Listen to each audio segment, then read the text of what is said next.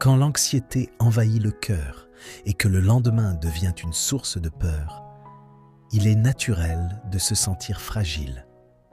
La précarité matérielle, l'incertitude, l'impression de marcher dans le brouillard peuvent épuiser l'âme. Pourtant, la parole de Dieu nous rappelle que ces saisons d'obscurité ne sont ni une punition, ni une fin.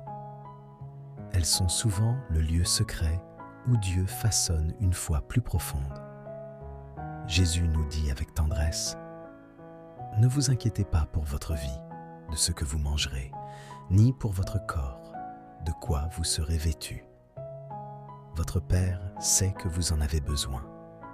Cherchez d'abord le royaume de Dieu, et tout cela vous sera donné par surcroît. » Évangile selon saint Luc, chapitre 12, versets 22 et 30 à 31. Ces paroles ne nient pas la réalité de nos besoins. Elles nous rappellent simplement que notre vie ne repose pas uniquement sur nos ressources visibles. Elle repose sur un Père qui voit, qui sait et qui pourvoit. Dans la Bible, Dieu n'a jamais abandonné ceux qui n'avaient plus rien. Agar, chassée dans le désert avec son enfant, n'avait ni eau ni avenir. Elle pleurait, croyant mourir. Mais Dieu ouvrit ses yeux pour lui montrer un puits. Dieu entendit la voix de l'enfant. Et Dieu ouvrit les yeux d'Agar et elle vit un puits d'eau. Livre de la Genèse, chapitre 20 et 1, versets 17 et 19. Élie, poursuivi et épuisé, voulut mourir sous un genêt. Il n'avait plus de force. Dieu ne le gronda pas. Il lui donna du pain, de l'eau et du repos. « Lève-toi et mange, car le chemin est trop long pour toi. » Premier livre des rois, chapitre 19, verset 7. La veuve de Sarepta n'avait qu'une poignée de farine et un peu d'huile, juste de quoi préparer un dernier repas avant de mourir. Mais Dieu transforma ce presque rien en source inépuisable. La farine dans le pot ne manqua pas, et l'huile dans la cruche ne diminua pas. Premier livre des rois, chapitre 17, verset 16. Ces récits nous enseignent une vérité essentielle. Dieu commence souvent là où nos forces s'arrêtent.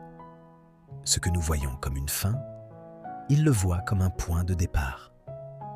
Le psaume nous rappelle : « Le Seigneur est mon berger, je ne manque de rien. Même si je marche dans la vallée de l'ombre de la mort, je ne crains aucun mal, car tu es avec moi. » Psaume 22, versets 1 et 4. Remarque bien, le psaume ne dit pas que la vallée n'existe pas. Il dit que Dieu y est présent. Quand tu manques de ressources, quand tu ne vois pas encore d'issue, tu peux faire cette prière simple dans ton cœur. Seigneur, je ne vois pas le chemin, mais je te fais confiance. Donne-moi aujourd'hui la force pour aujourd'hui. Car Dieu ne nous demande pas de porter demain. Il nous donne la grâce pour l'instant présent. Ne vous inquiétez pas du lendemain. Le lendemain s'inquiétera de lui-même. À chaque jour suffit sa peine. Évangile selon saint Matthieu, chapitre 6, verset 34. Ta valeur ne dépend pas de ton compte en banque, ni de tes perspectives actuelles. Elle est scellée dans l'amour immuable de Dieu. Je t'ai gravé sur les paumes de mes mains. Livre d'Isaïe, chapitre 49, verset 16. Même dans la précarité, tu n'es pas oublié. Même dans l'attente, tu es porté. Dieu travaille souvent en silence, dans l'ombre, mais jamais en vain. Ce que tu vis aujourd'hui n'est pas ton identité, ni ta destinée. C'est une traversée. Garde cette promesse comme une ancre pour ton âme. Ceux qui espèrent dans le Seigneur renouvellent leurs forces. Ils prennent leur envol comme des aigles. Livre d'Isaïe, chapitre 40, versets 30 et 1. Tu n'es pas seul dans la nuit. Le Dieu qui a ouvert la mer, nourri le désert et relevé les cœurs brisés, marche encore avec toi. Et même si tu ne vois qu'un pas devant toi, ce pas suffit. Dieu éclaire toujours assez pour avancer. Quand l'anxiété envahit le cœur et que le lendemain devient une source de peur, il est naturel de se sentir fragile. La précarité matérielle, l'incertitude, l'impression de marcher dans le brouillard peuvent épuiser l'âme.